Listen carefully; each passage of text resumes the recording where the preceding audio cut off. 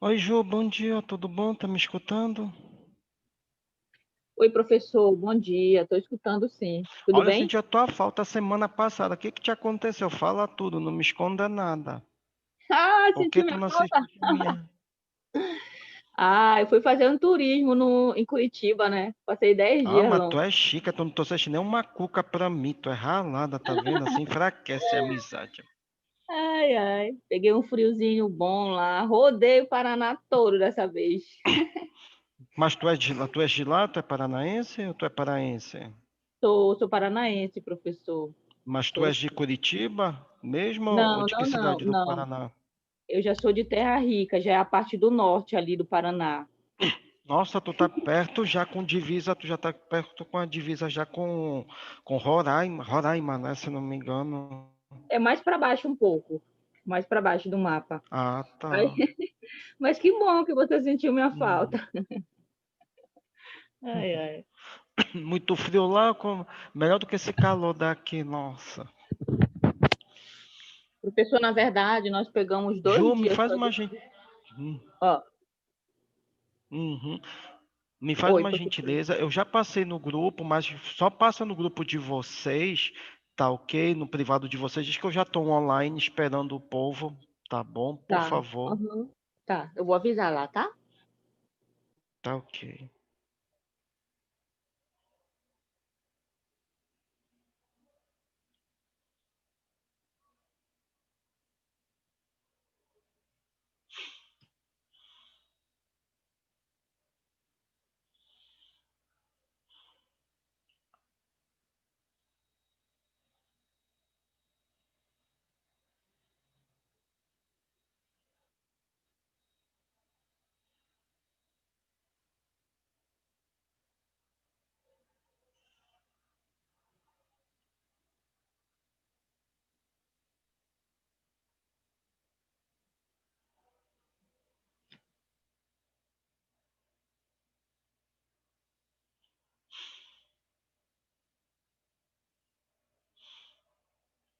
Bom dia, Ana, tudo bom? Bom dia, Graciete, Manuel, Zima, tudo bom com Bom vocês? dia. Tudo bem, professor? Bom dia.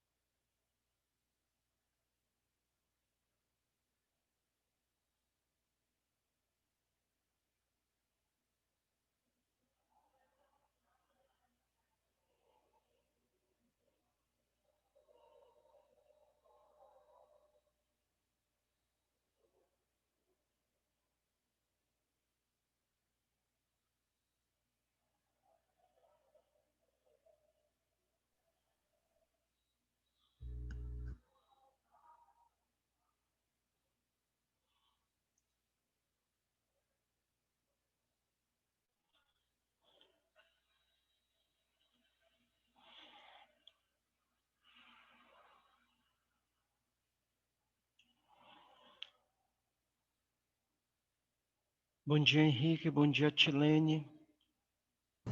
Bom dia, professor. Bom dia, professor.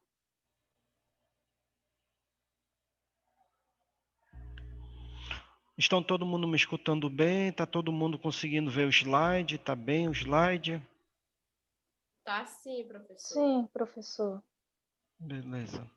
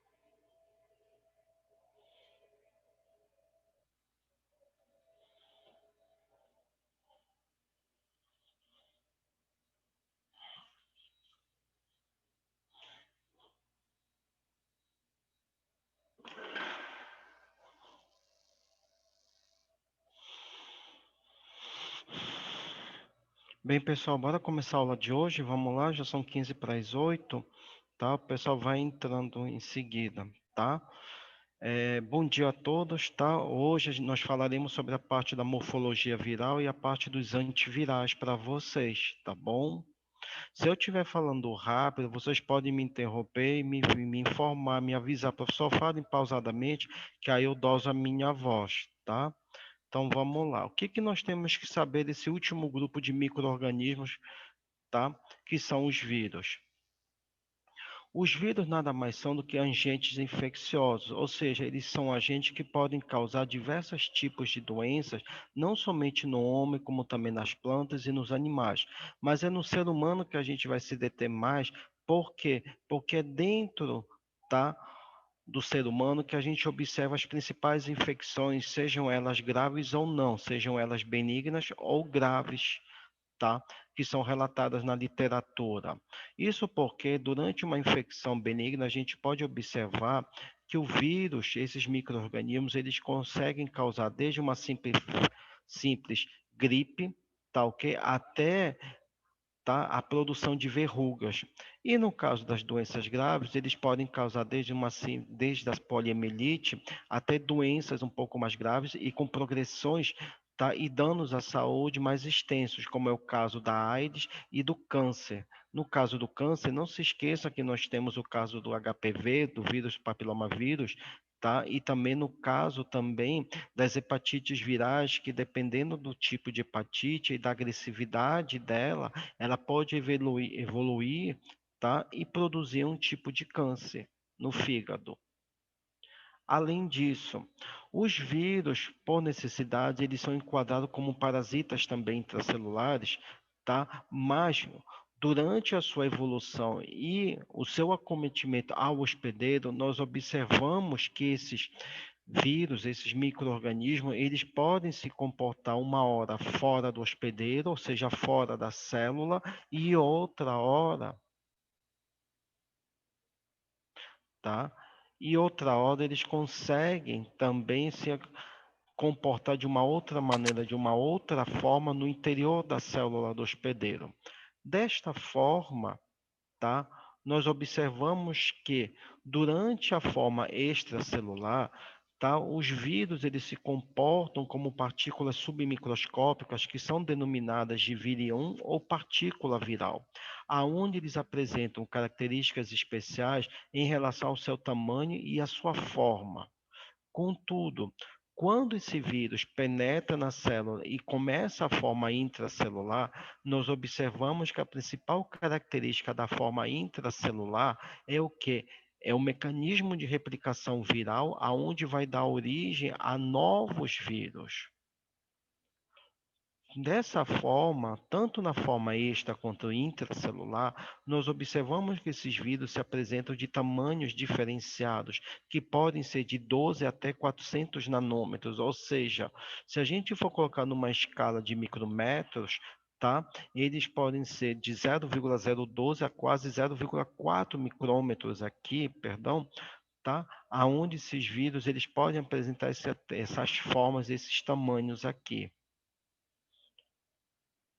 Aqui só mostrando para vocês o tamanho do vírus, tá? Em relação aos outros tipos de micro-organismo, e o que mais próximo a gente pode correlacionar a partícula viral é com a partícula da célula bacteriana, sendo que os vírus eles apresentam, dependendo da classe viral, tá? Ele pode apresentar formas até um pouco mais menores em relação, fazendo uma comparação a uma célula bacteriana.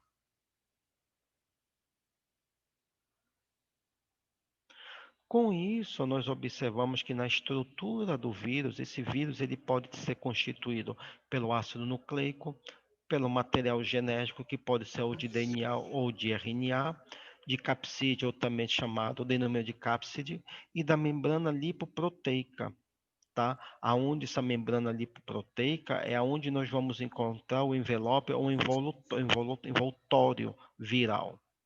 E é a partir da maquinaria celular que esse vírus se alimenta, é que ele vai se reproduzir no interior, tá, do hospedeiro. Então, olhando a partícula viral, ou seja, de uma célula viral, nós observamos de dentro para fora o DNA, ou seja, o material nucleico, o envelope, aonde fica protegido esse material genético, o capsídeo, que protege esse envelope, e, por fim, a membrana viral, que ela é rica em glicoproteínas.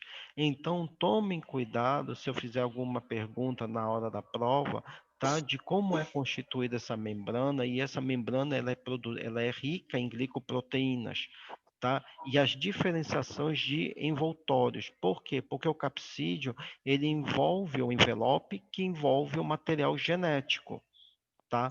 Ou seja, o material genético do vírus.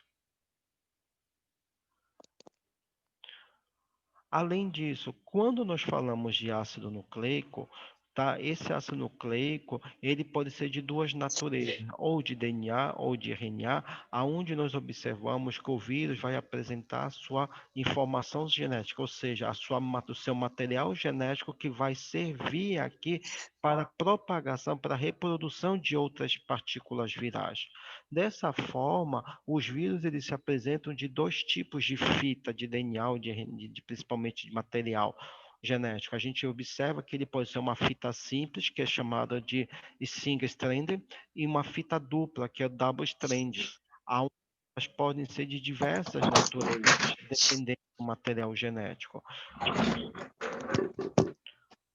E por conta disso, dessas fitas simples e duplas, nós observamos que o genoma viral ele pode ser de 4 tipos. Ele pode ser um tipo de fita dupla, que é o dsDNA, uma fita simples, que também ele pode ser o scSDNA, e o próprio material RNA ele pode ser de fita simples ou de fita dupla aqui.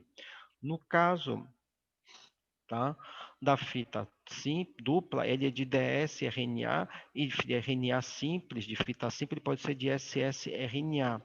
Além disso, por apresentar essa constituição genética em relação à fita, seja de RNA ou de DNA, nós observamos que dentro ele precisa ter a necessidade, esse vírus, de se ligar a uma célula hospedeira para que haja o compartilhamento, tá, do material genético, do seu material genético, com o material genético da célula hospedeira, no caso, uma célula eucariótica, tá? Para ver essa troca de informação e a propagação desse vírus, se faz a necessidade disso.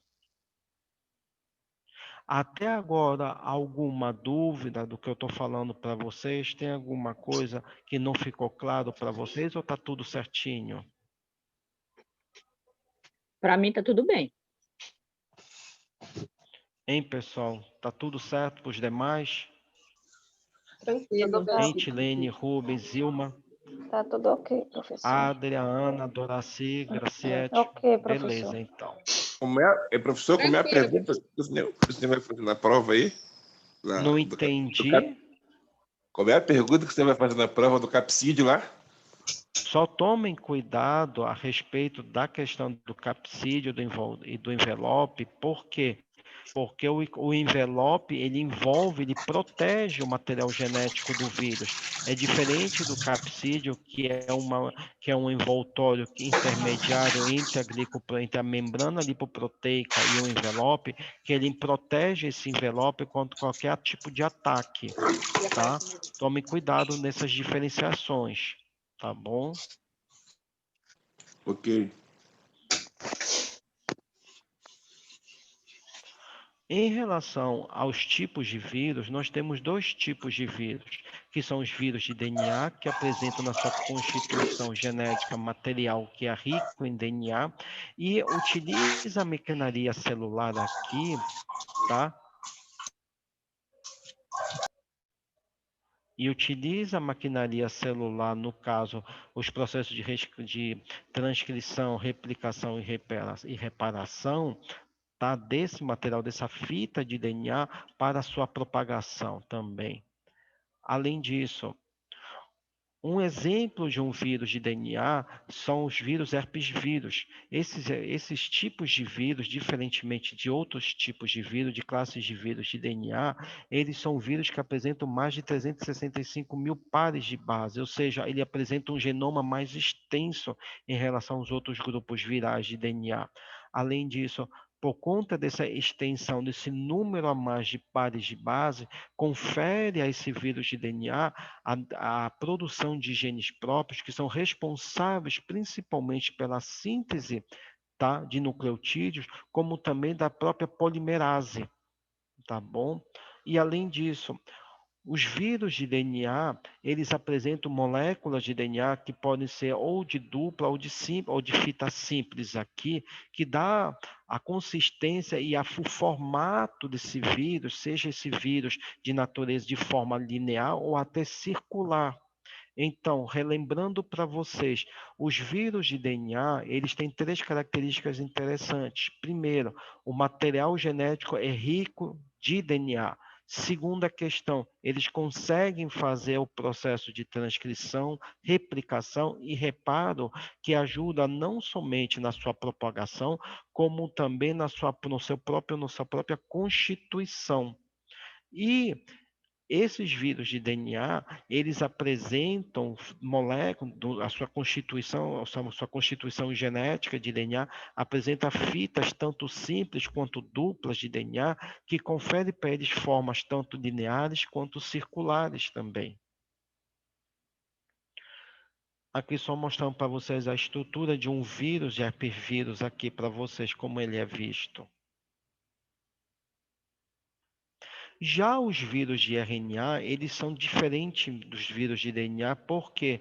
Porque eles apresentam um genoma celular que necessita da metabolização de DNA, aonde uma vez utilizando a metabolização do DNA a partir de síntese da presença de enzimas próprias desses vírus de RNA, ele consegue gerar enzimas, como no caso da RNA transcriptase e do RNA replicase, tá ok? Estruturas de fita dupla e estruturas de fita simples, ou seja, a gente consegue observar nesse vírus de RNA a presença desses dois tipos de fita e também a forma e formas, tá ok? Lineares e circulares, tá? Um exemplo são os rotavírus, que são RNAs DS de genoma DS, ou seja, de fitas simples aqui, tá? Que eles apresentam na sua constituição genética a presença de enzimas, no caso de transcriptases, que fazem com que haja produção do RNA mensageiro, que logo e posteriormente eles consigam fazer não somente a síntese de proteínas, como também a replicação desse genoma, desse tipo de RNA, tá ok? E atuam também na produção de um outro tipo de enzima, que é a RNA polimerase, que faz com que haja o corte na fita e a complementação dessa fita em um outro tipo de genoma, que faz com que haja a propagação do material genético na célula hospedeira.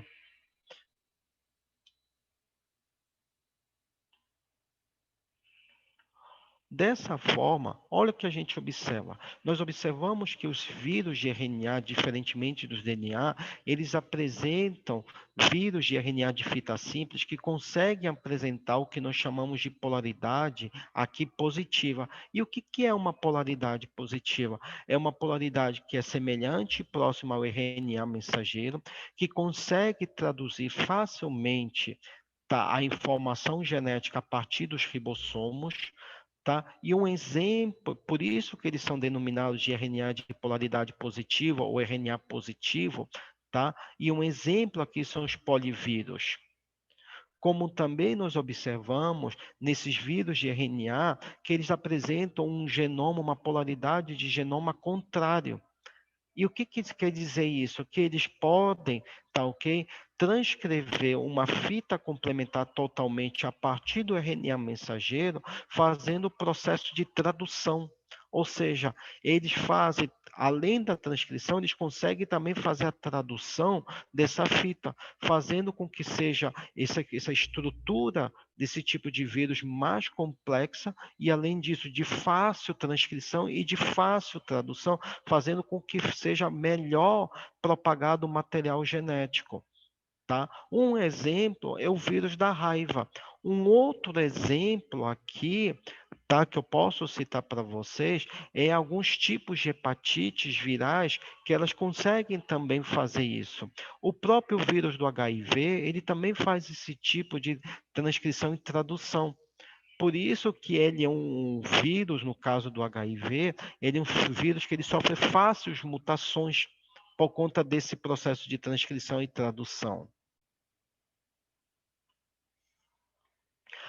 Além disso, os vírus de RNA, eles apresentam o que nós chamamos de genoma segmentado, ou seja, ele se apresenta fragmentado em várias partículas, em várias moléculas. É o que acontece com o vírus da influenza, do vírus da influenza, que é o vírus da gripe, tá? Que a gente observa que ele é segmentado em 8 pedaços, aonde esses 8 pedaços vão dar origem a 8 tipos de fita dupla de RNA, e olha, é RNA de que tipo? De polaridade negativa, ou seja, ele consegue fazer tanto a transcrição quanto a tradução, tá? Fazendo com que haja uma diversidade do vírus maior. Aí vocês me perguntam, poderiam me perguntar assim, e o que tem a ver o H1N1, que é um vírus que é uma variante do influenza? Tem muito a ver. Por conta dessa natureza genética de ser um vírus de RNA, principalmente um vírus de RNA que apresenta uma polaridade contrária, e a gente já observou que ele, eu já disse para vocês, observamos que ele apresenta um segmento, um genoma segmentado, ele faz com que haja uma diversidade e uma facilidade de mutação no seu material genético, no caso do RNA, que faça com que esse vírus sofra mutações facilmente, tá? E por conta disso e por causa disso, tá? É que todo ano a gente tem que se vacinar para o H1N1 por conta dessa diversidade, tá ok? Ficou claro isso para vocês? Ficou entendido isso para vocês? Ou tem alguma dúvida? Sim, professor. Hein, pessoal? Ana, Doracia, Dinaldo, Ellen, Ju, Graciete, Sim, Henrique, professor. Manuel, Patrícia. Sim, professor, tudo certo. Tranquilo. Professor, me diga As uma duas coisa. Patrícias, a Correia, a Silva. Diga, quem falou foi o Rubens ou foi o Manuel? Perdão. Rubens, Diga, Rubens, professor, pode perguntar. por exemplo, esse vírus do H1N1, né, por exemplo, ele fica sofrendo Certo. mutação, por exemplo. Vamos só fazer uma analogia. Mas a vacina, ela vai, mesmo o vírus sofrendo mutação, ela vai corresponder à imunização do paciente?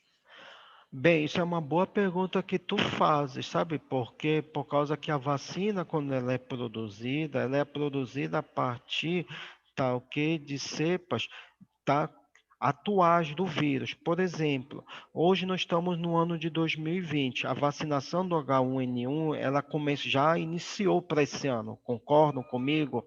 Todo mundo que acompanhou na televisão as campanhas, e muitos de vocês, acredito que todos vocês já devem ter se vacinado. Mas para esse ano, pergunto para vocês, essa vacinação, ela é ampla? Não digo quando digo que ela é ampla, ou seja, ela cobriu totalmente essa diversidade desse vírus? Pois é. Eu não estou Essa é a falando, dúvida. eu não tô falando em questão da campanha se ela atingiu um número X de pessoas. Eu Não, entendi. eu estou falando O objetivo dela é de imunização. Você está perguntando a imunização do exatamente. paciente. Esse é a maior questão que a gente tem para esses vírus, tá, de RNA. Por quê?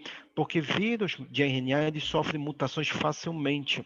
Então, no caso, por exemplo, do vírus da influenza, para a campanha desse ano, tá, o que a gente está vivendo no ano de 2020, ela já defasou, porque o vírus da influenza, ela já sofreu mutação, tá, ok? Ela já Entendi. sofreu mutação.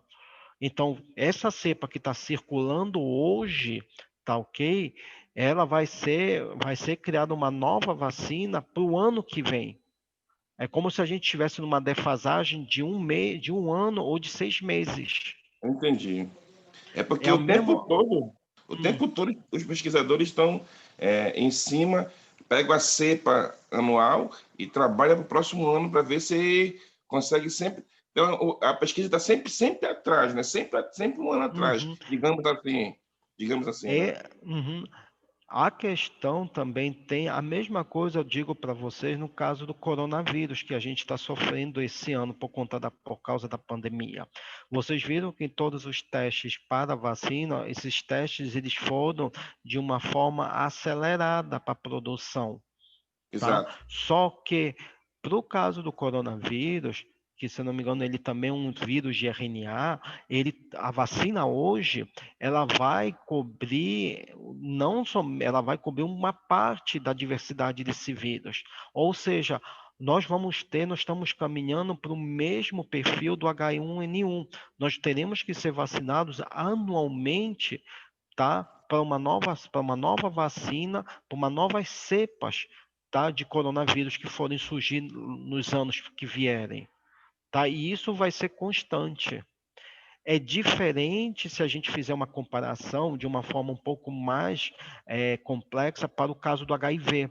Por quê? Porque o HIV ele é um vírus, tá ok? Ele é um vírus de RNA, só que ele é um retrovírus. Um retrovírus, em termos de características virais, ele apresenta uma suscetibilidade um pouco maior e um pouco mais extensa, tá?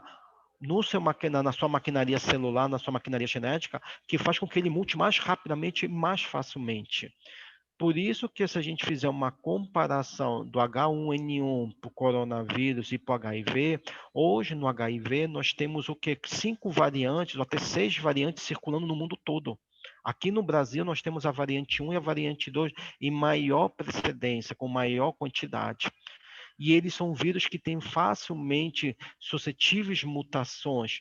E além disso, o mecanismo de evasão dele contra o sistema imunológico é muito complexo.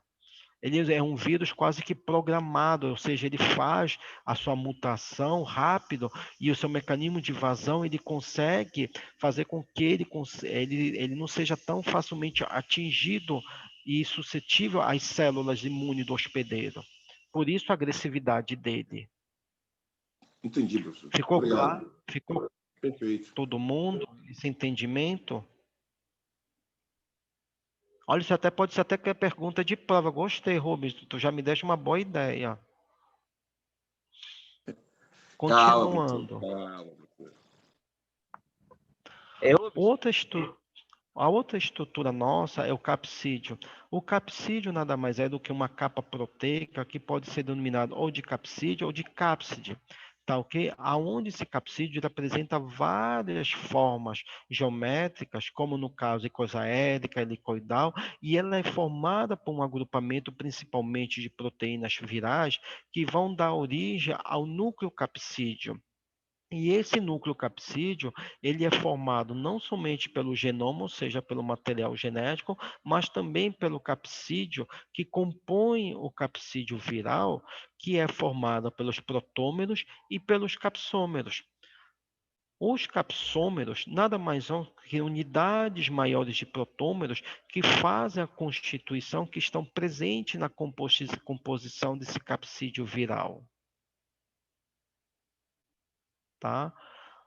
Aqui só mostrando para vocês as formas aqui do capsídeo, tá? Que é esse capsídeo viral, ele é formado principalmente pelos capsômeros, que são as subunidades proteicas, aonde nós observamos que cada subunidade proteica, ou seja, essas subunidades proteicas, elas podem ser de uma mesma proteína ou de diferentes proteínas, e que vão dar a formatação, a forma icosaérica ou helicoidal desse capsídeo.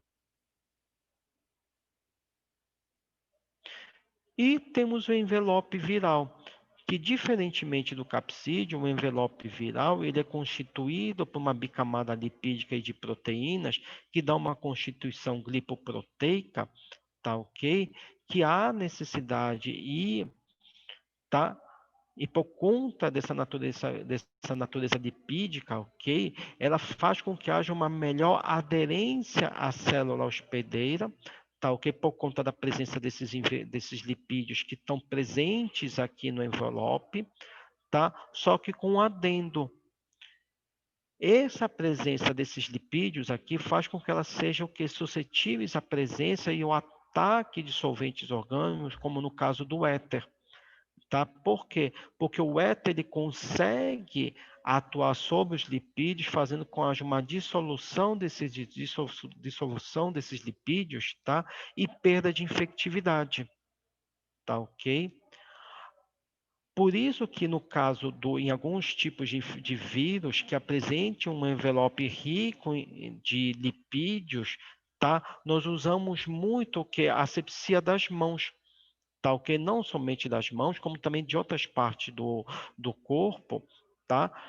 Que uma vez que eles sofram, e como se diz, o ataque desses solventes orgânicos, não somente do éter, como também no caso do álcool A70, ou também soluções à base de cloro, tá? Eles dissolvam facilmente essa membrana lipídica e mate o vírus rapidamente. É o que está acontecendo hoje no caso do coronavírus, que a gente sempre tem que estar higienizando não somente a mão, como também outras partes do corpo, tá? Para evitar a infectividade do vírus.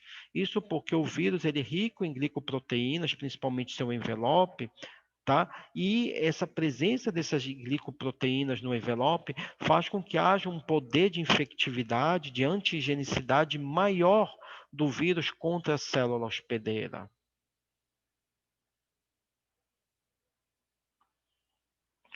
E nós temos a presença das enzimas por parte desses vírus, que muitos dos vírus aqui eles não conseguem realizar seus processos metabólicos e por conta disso eles precisam da presença de enzimas, como no caso dos retrovírus, que utilizam a transcriptase reversa, que é um tipo de enzima, para o processo de replicação. Por isso que vírus, no caso, vírus de RNA, que apresentem dupla fita ou simples fita, olha o que eles conseguem fazer sua replicação pela presença de enzimas específicas, como no caso da RNA polimerase dependente, que faz com que haja essa replicação desse vírus com maior facilidade no organismo do indivíduo, no caso, na célula hospedeira, tá, do indivíduo. Também observamos certos tipos de bacteriofagos, que são vírus, que são vírus próprios, vírus exclusivos, que atacam bactérias, que apresentam lisosinas, que são enzimas próprias, que atacam essas bactérias, que conseguem perfurar a parede celular da bactéria e atacar diretamente e penetrar com maior facilidade o genoma aqui.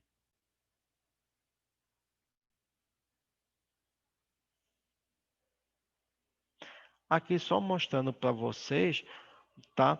Quando a gente falar agora de estrutura da partícula viral, uma forma icosaérica, uma forma filamentosa e a forma estrutural, tá, de um vírus, que a gente vê que tem a cabeça viral, onde está todo o material genético, e a cauda aqui do vírus. Em relação à estrutura da partícula viral, nós verificamos que Ocorre uma simetria no capsídeo, tal que não seja no capsídeo aqui, aonde nós observamos 3 tipos de estruturas de partícula viral: as viriões, que são icosaéricos, os viriões helicoidais e aqueles viriões que são de estrutura complexa. A diferença de cada uma está principalmente que nos viriões icosaéricos, eles apresentam, além da forma, a simetria icosaérica, eles apresentam o seu material nucleico aqui, ou seja, o material genético empacotado no centro dele. Tá? É o caso dos adenovírus, dos picornavírus, tá ok? No caso dos adenovírus, eles são vírus de partícula de DNA, de material DNA, diferentemente dos picornavírus, que são de RNA. E eles apresentam morfologias diversas aqui. Já nos viriões helicoidal, tá? Nós observamos que o capsômero aqui, ele está o que? Em torno, ou seja, o material genético, ele fica em torno, tá, desse ácido nucleico, aonde o material genético está no interior realmente da estrutura viral, ou seja, está bem no interior, tá, do vírus. E o núcleo capsídeo, ou seja, esse núcleo capsídeo, ele é mais compacto, ou seja, ele fica melhor organizado. É o que acontece com o vírus da gripe e da raiva, que eles são viriões helicoidais envelopados, apresentando também uma morfologia diversa. E por último, nós temos os viriões de estrutura mais complexa, que diferentemente dos ecosaéricos e dos helicoidais, eles fazem parte principalmente dos bacteriofagos. Por quê? Porque o capsídeo, ou seja, o material genético se encontra na cabeça do vírus de forma poligonal, tá? E com isso, tá, ok? É o exemplo da família dos porviridais, onde nós observamos que o DNA viral aqui, juntamente com as proteínas, tá? Ele se encontra de que formato? Num formato bicôncavo aqui, facilitando ainda mais a penetração desse material genético e com fácil adesão à célula hospedeira. Bem, pessoal, dessa parte de morfologia, tá ok, viral, ficou alguma dúvida para vocês? Querem que eu repita alguma coisa que ficou em dúvida ou posso dar sequência à aula?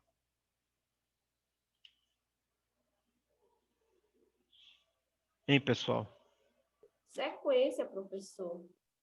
Beleza. Pode sequenciar, pode continuar. Tá ok, então. Bem, pessoal, agora nós vamos entrar na parte dos antivirais, tá? Diferentemente dos antibióticos e dos antifúngicos, tá? Que nós já conversamos nas aulas anteriores, tá?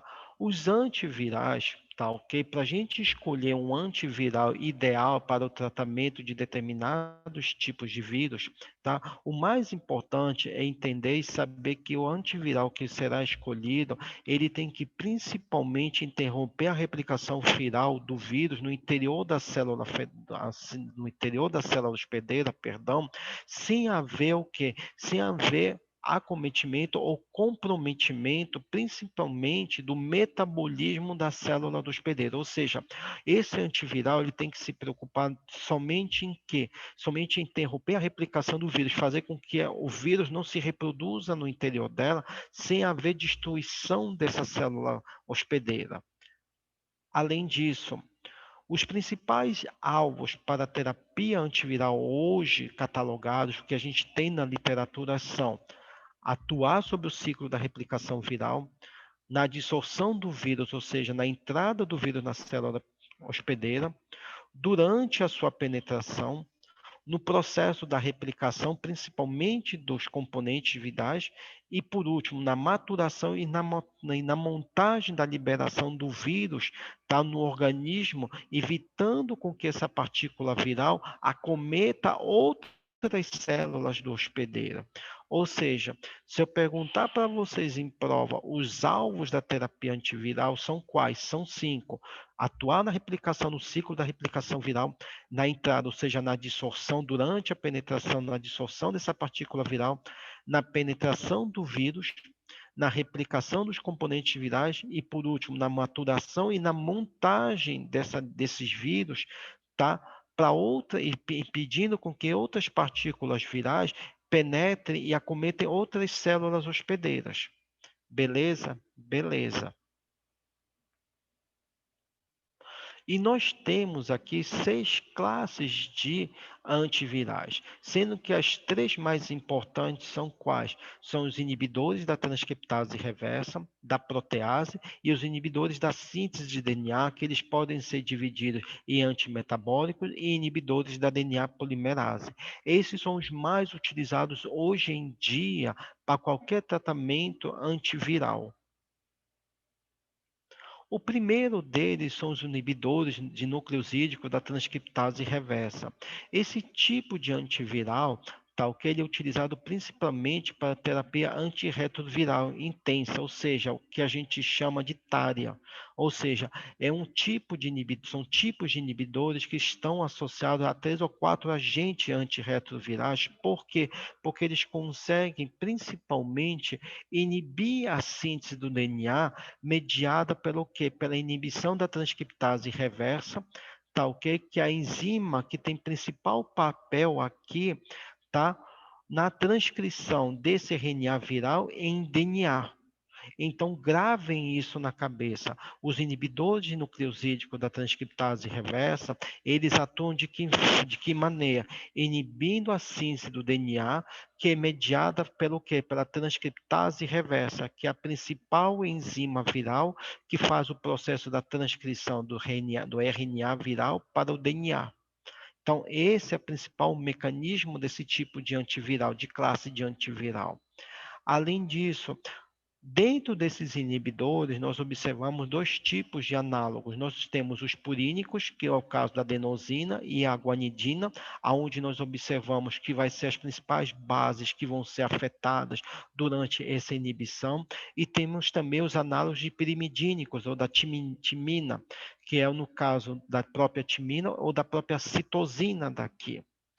E também temos os próprios inibidores nucleosídicos, tá ok, dessa transcriptase, que eles atuam principalmente no segmento 5' trifosfato, ou seja, eles atuam nesse segmento 5' trifosfato, fazendo com que haja a inibição e não havendo a transcrição nesse pedaço da fita do DNA. Dentro dessa primeira parte, ficou alguma dúvida para vocês? Ficou entendido isso aí para vocês?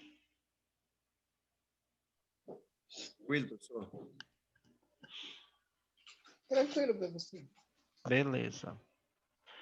Dentro dos inibidores nucleotídicos da transcriptase reversa, esses tipos de inibidores, eles são os mais suscetíveis a mecanismo de resistência.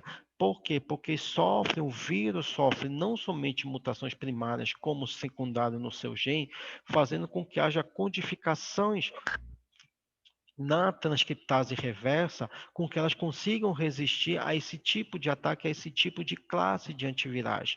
Lembra do que nós falamos anteriormente, a relação em relação ao vírus do HIV?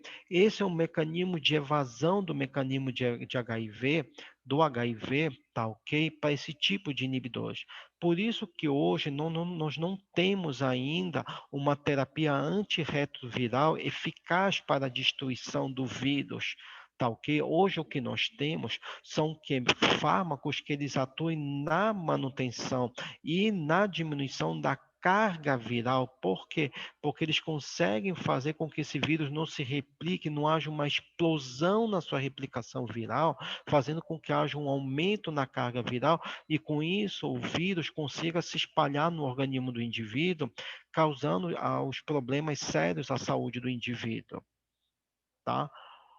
Além disso, além do HIV, esses inibidores nucleosídicos da transcriptase reversa, eles também atuam no tratamento contra a hepatite B. Em contrapartida, eles são antirretrovirais, tá ok? São fármacos que eles atuam com uma forma tão agressiva ao organismo do hospedeiro, não por conta da inibição e atuar sobre o vírus, que eles causam muitos efeitos adversos para o indivíduo que toma esse tipo de fármaco. Tá? Por exemplo, eles podem ter desde fadiga, dores de cabeça, problemas gastrointestinais, como também pode ter acidose, polineuropatite, até pancreatite também a gente observa.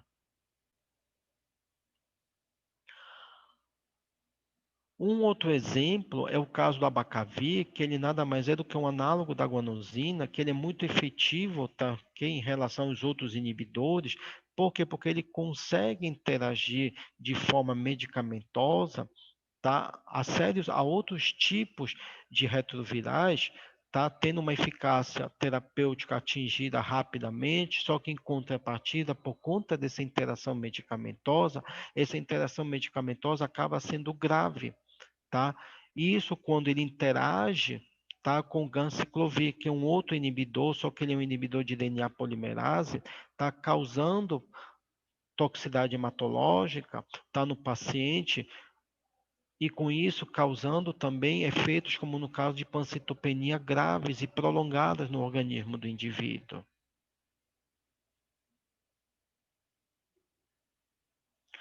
E nós temos os inibidores não nucleosídicos da transcriptase reversa, que diferentemente do primeiro, esses inibidores não nucleosídicos, tá?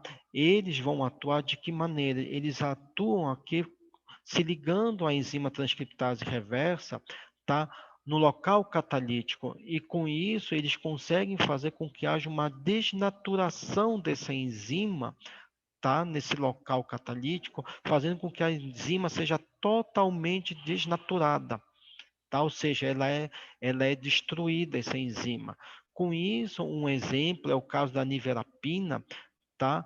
Aonde nós observamos que a niverapina ela é muito utilizada no tratamento, tá, de mães HIV positivo durante o tratamento, durante o processo de parto, tá? Evitando com que a enzima seja repassada para a criança, por caso no feto, durante o parto, e o feto não se contamine pelo vírus da HIV, no caso do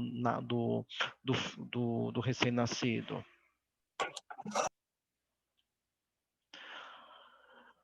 As indicações dos não nucleosídeos da transcriptase reversa são principalmente para HIV, em combinação com outros retrovírus. Contudo, nós observamos alguns efeitos adversos, desde efeitos dermatológicos, como distúrbio no sistema nervoso central, trato gastrointestinal, anemias, trombocitopenias, nós também observamos aqui.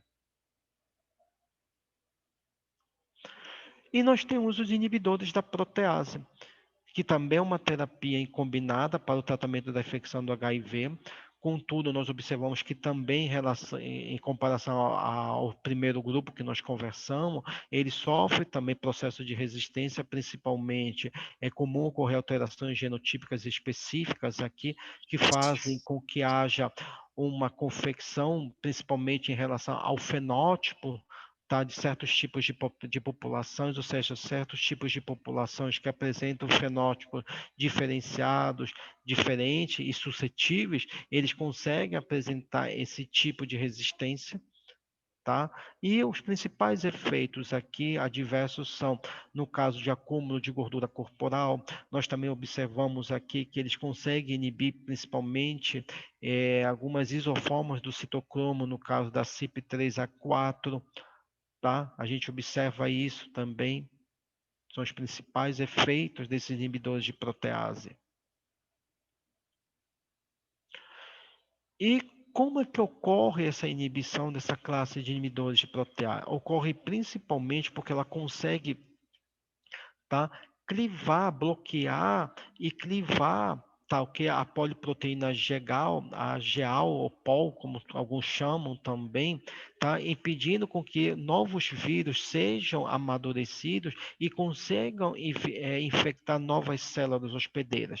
Então, esses inibidores de protease, eles conseguem bloquear o local, ou seja, o ponto aonde vai ocorrer a clivagem da poliproteína GAL-POL, e com isso evitar com que haja maturação de novas partículas virais e com isso infectar novas células hospedeiras.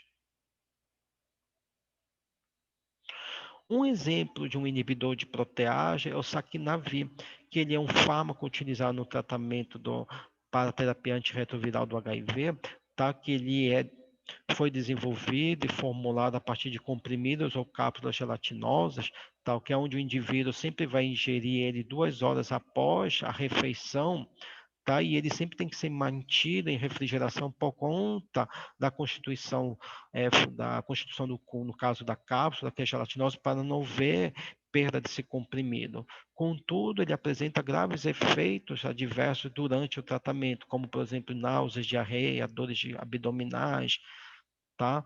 Rinite, a gente observa paciente apresentando rinite também. Em relação aos inibidores da DNA polimerase, o principal fármaco aqui, que foi um dos primeiros utilizados para o tratamento e como inibidor de DNA polimerase, é o aciclovir, que ele é um profármaco. Ele foi o primeiro antiviral seletivo eficaz produzido pela indústria farmacêutica e foi utilizado primeiramente para o tratamento de citomegalovírus. Porém, a gente observou que para o tratamento contra o citomegalovírus, ele conseguiu atingir uma eficácia tão expressiva, tá? Que ele pode ser administrado de forma oralmente, tanto para imunocompetente como intravenosamente para pacientes que são imunocomprometidos. Por isso que a terapia, esse uso desse tipo de antiviral, no caso de DNA polimerase, ele se estendeu para outros tipos de classes virais, como no caso dos herpesvírus, para o tratamento de de herpes, principalmente herpes simples, no caso labial, conjuntivites, tá? Como também algumas variantes desse herpes simples, como no caso das varicelas zoster, tá? Que nós observamos que esses inibidores da DNA polimerase, eles tinham uma melhor ação e uma melhor eficácia também para esse tipo de classe viral.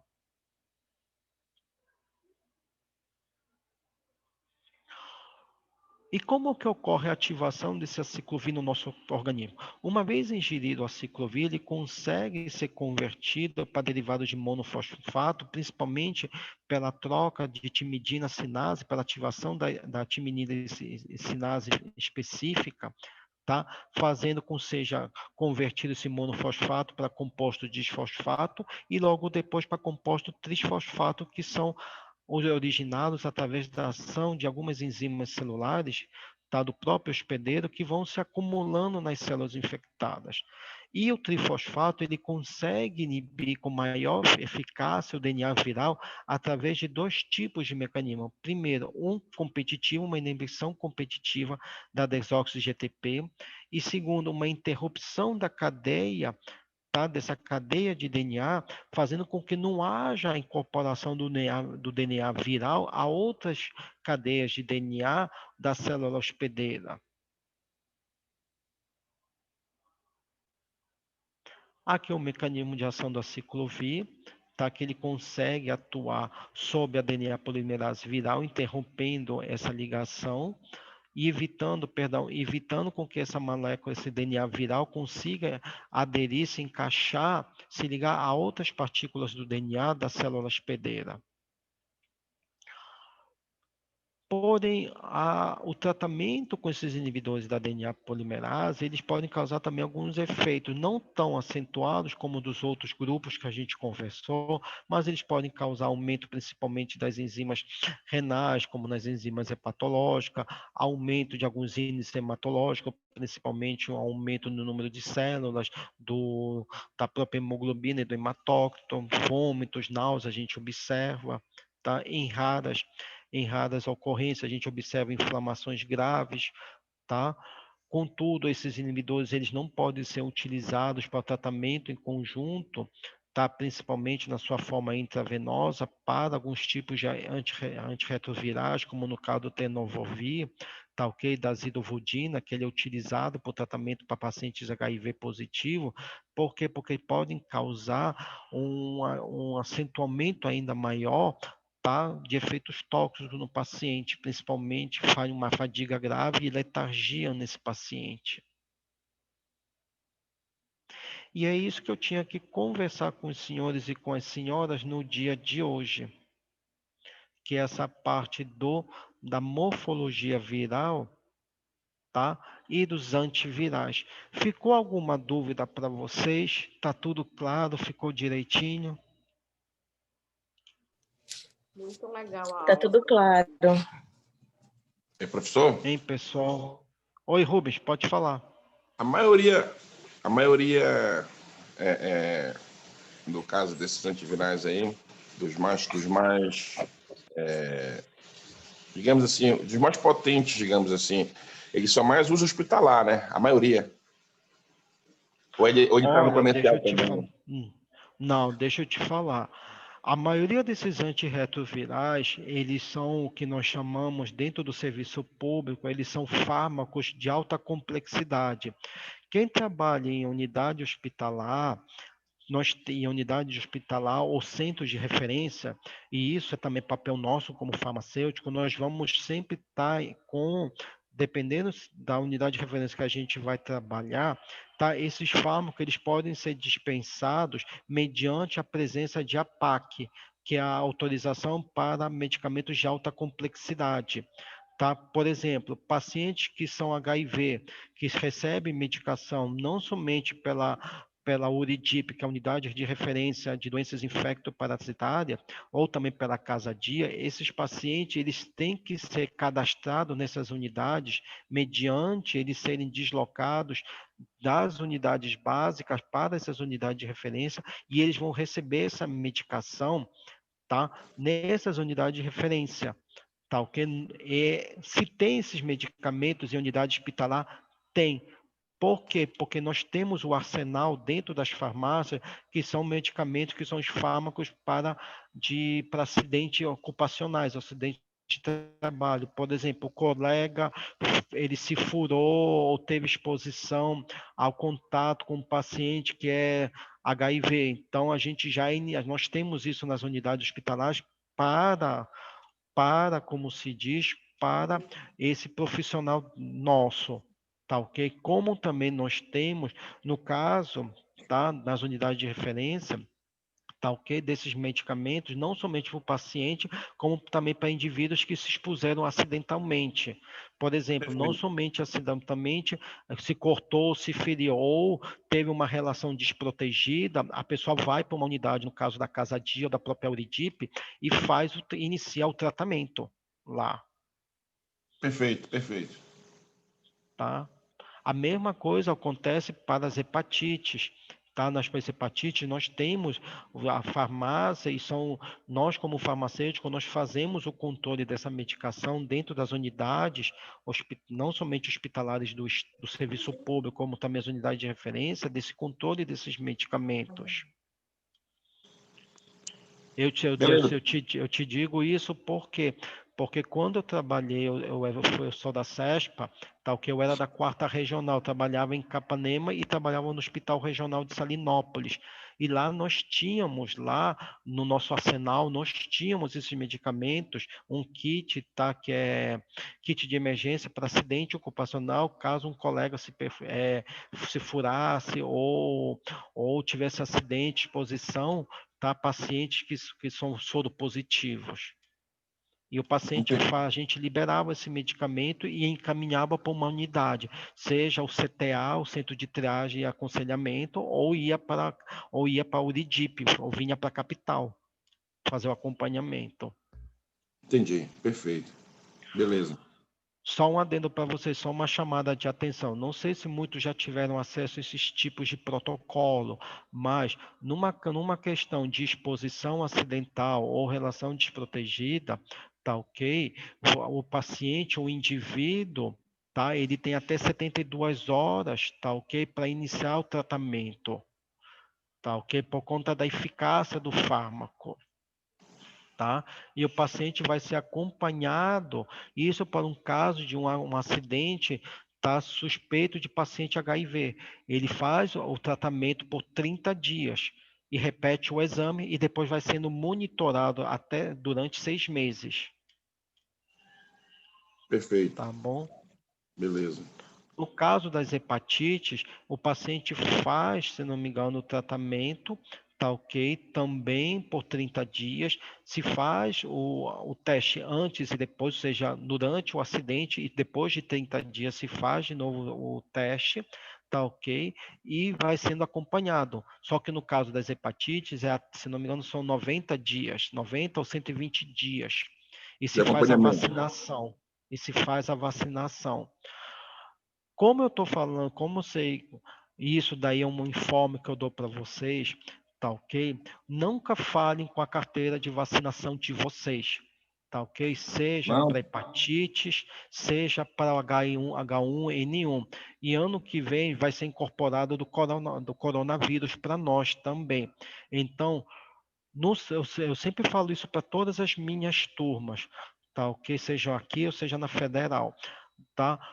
Eu não sei o futuro dos senhores e das senhoras. Não sei se os senhores irão para a área hospitalar ou irão para as farmácias comerciais ou farmácias de manipulação, não sei.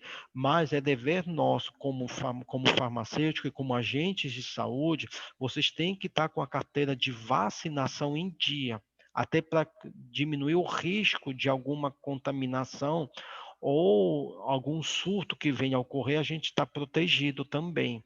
E avisar os familiares de vocês também. beleza, professor. Obrigado, professor. Valeu. Beleza? Alguma dúvida, alguma pergunta? Querem perguntar alguma coisa? Ficou clara a aula de hoje? Por isso que eu quis separar a aula de hoje de antifúngico, porque é muita informação, tanto de fungo quanto de vírus. Tá ok? Para vocês terem um melhor entendimento. Tá? Só avisando aos senhores e às senhoras, tá bom? Aqui acabou nosso conteúdo programático. Semana que vem a gente começa já a fazer, como se diz, a gente começa já a fazer os seminários e a correção dos exercícios. Devo estar liberando já essa semana exercícios para vocês da parte de antifúngico e de antivirais para vocês, já para vocês terem e começarem a fazer a revisão. E tá no dia, na última semana, antes da segunda verificação, vamos fazer uma revisão geral dos capítulos que cairão, que serão cobrados na segunda verificação dos senhores e das senhoras. Tudo bem? Beleza. Professor? Diga, Beleza. Rubens. Só pegando um gancho aqui, na medida do possível lá, queria que o senhor amadurecesse aquela ideia lá que foi proposta no grupo lá, viu, que é muito boa mesmo, daquela situação lá para o ano que vem lá, daquela... Ah, tá, não, mas isso vai ocorrer sim, a gente está já se programando para isso, para a gente dar mais ou menos ocorrerá na segunda quinzena de janeiro. Tá ok? Na Perfeito, segunda quinzena de beleza. janeiro ocorrerá a oficina de farmacologia. Tá ok? Serei eu e serei mais o professor Valdir Clay, que também ministra a parte de farmacologia e de química farmacêutica aqui. Eu Beleza. ministro farmacologia, micro e tóxico aqui na instituição. Aí a gente já vai estar se programando para a segunda quinzena de janeiro começar a oficina com vocês. Vai ser uma semana que a gente falará dos principais tópicos de farmacologia, juntamente com exercícios também para vocês. Beleza. Tá bom? Mas a gente vai estar informando isso no site da instituição, tá ok? E também nas mídias sociais também da instituição. Ok. Tá bom? Bom dia a todos. Qualquer dúvida, qualquer coisa, eu estou no grupo, tá bom? Bom dia, uma boa semana para todo mundo, tá? Bom dia, professor. Boa semana.